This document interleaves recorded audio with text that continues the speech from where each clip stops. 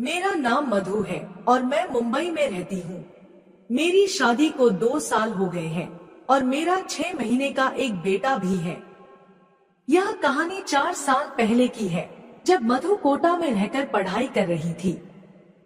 वह किराए पर कमरा लेकर रहती थी। मधु की हाइट तकरीबन 5 फुट 5 इंच सांवला रंग था, लेकिन दिखने में वह किसी परी से कम नहीं लगती थी। अपने एज की हर लड़की की तरह मधु भी अपने दोस्तों के साथ काफी मौज मस्ती करती थी। वह सुशील और समझदार लड़की थी, तो मधु अपनी कुछ आदतें भी बदलने लगी थी। मधु की 5 सहेलियों थी और मधु अपनी दोस्तों के साथ रूम में खुद को एडजस्ट करके रखती थी। उसका अपने दोस्तों के मौज मस्ती करना, मॉल में शॉपिंग करना और दोस्तों के बीच हंसी मजाक करना, यह सब चलता रहता था। वह सभी कमरे में आकर कॉमेडी मूवी देखा करती थी और मधु अपने दोस्तों के अपनी बातों को शेयर किया करती थी। मधु के सभी दोस्तों का यही मानना था कि जीवन में प्यार का असली एहसास शादी के बाद ही होता है। मधु की क्लोज फ्रेंड उसका का नाम सोनिया था और वह 23 साल की थी। मधु और सोनिया दोनों आपस में एक दूसरे को बहुत अच्छे से समझते थे और एक दूसरे से कोई बात नहीं छुपाते थे। वे जब भी कहीं जाती तो साथ साथ जाती थी। वे जब भी कोई रोमांटिक मूवी देखती तो उसके बारे में सोचने लगती थी। एक दिन मधु ने सोनिया से हंसी में पूछा, क्या सच में ऐसा पॉसिबल है कि इतनी आसानी से सब हो जाता होगा? सोनिया मुस्कुराते हुए बोली, अरे हाँ, थोड़ा अजीब लगता है, लेकिन बाद में तो सब कुछ सरल सा हो जाता है और कहते हैं इसमें काफी आनंद भी आता है। मधु ने उसकी बातों पर हंसते हुए कहा, ठीक है।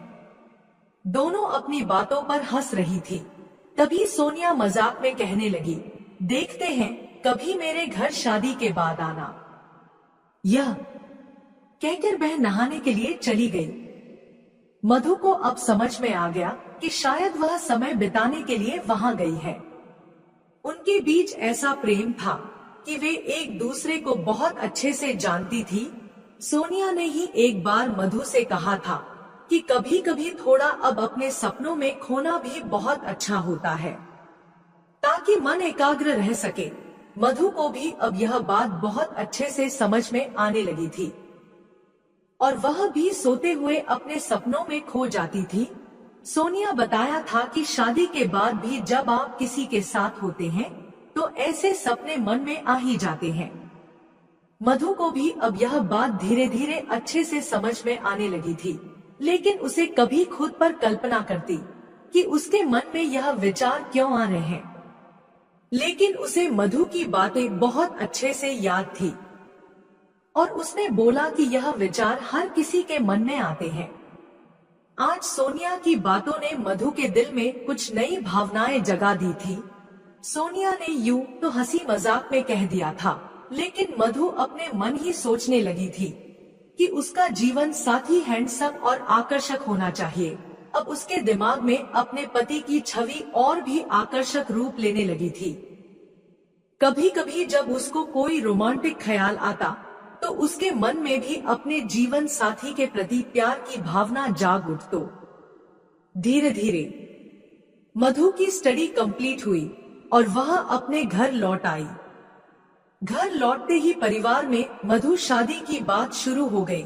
इस बीच उसकी 2 सहेलियों की शादी हो चुकी थी और सोनिया की शादी मनोहर के साथ हो गई थी। मधु भी सोनिया की शादी में गई थी। सोनिया का पति भले ही बहुत सुंदर न था, लेकिन सोनिया के लिए वह अच्छा जीवन साथी था।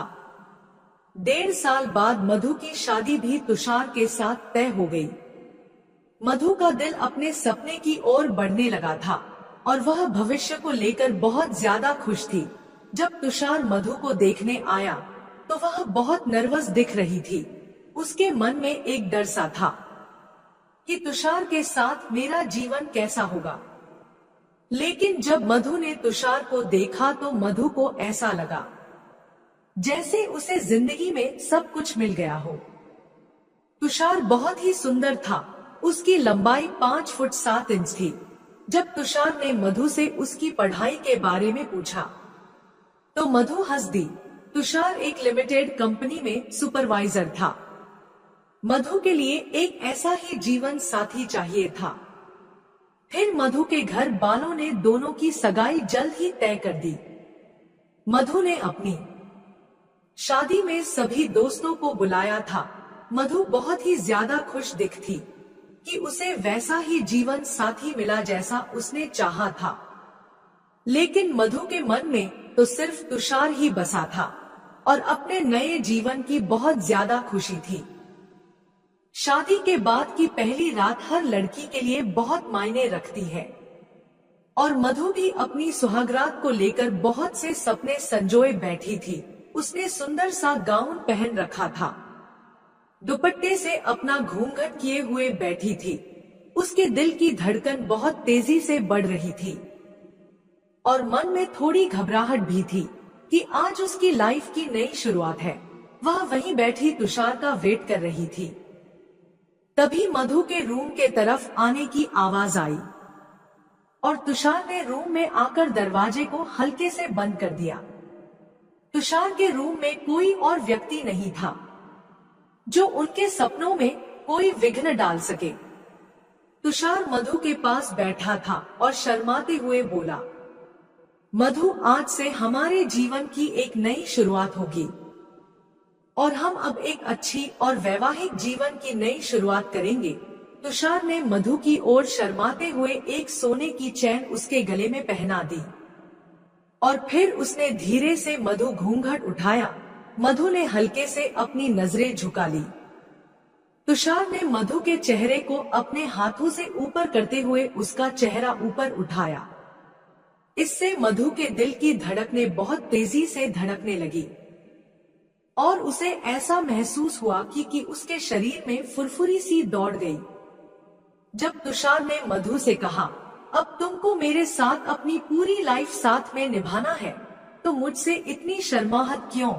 क्या मैं तुमको पसंद नहीं हूँ जो तुम मुझसे बातें भी नहीं कर सकती हो? यह बात सुनकर मधु ने तुषार से कहा, आपसे प्यारा तो मेरे लिए भी नहीं हो सकता। फिर मधु एकदम से शर्मा गई और अपनी आंखों को बंद कर लिया। तुषार मधु से बोला, मधु तुम कितनी खूबसूरत हो। यह कहते हुए उसने मधु के छू लिया। मधु के दिल की धड़कनें जोर जोर से धड़क रही थी और उसके चेहरे पर हल्की सी हंसी आ गई। मधु का मन उसे अपनी बाहों में भर लेने का कर रहा था। यह मधु के लिए खास एहसास था जिसे मधु आज भी उस पल को याद करती है। फिर ऐसा कुछ हुआ जो मधु की सोच से अलग था, क्योंकि उसे थोड़ा असहज महसूस हुआ। उसने अपने आप को संभाला और जब कमरे में वापस आई तो उसने देखा कि तुषार गहरी नींद में सो चुका था। फिर मधु काफी समय तक बैठे बैठे सोचती रही और वही बैठे बैठे मधु को जोर की नींद आ गई। धीरे धीरे ऐसे ही समय बीतता गया। एक दिन उसकी दोस्त सोनिया का कॉल आया। उस समय तुषार अपनी ड्यूटी पर था और मधु की थोड़ी डरी आवाज सुनकर सोनिया ने उसे सब कुछ पूछ लिया। तो उसने अपने वैवाहिक जीवन के बारे में बताया। तो सोनिया ने मधु से कहा कि अभी तुम अपनी ससुराल में नई हो और समय रहते तुम्हें वहां की आदत हो जाएगी।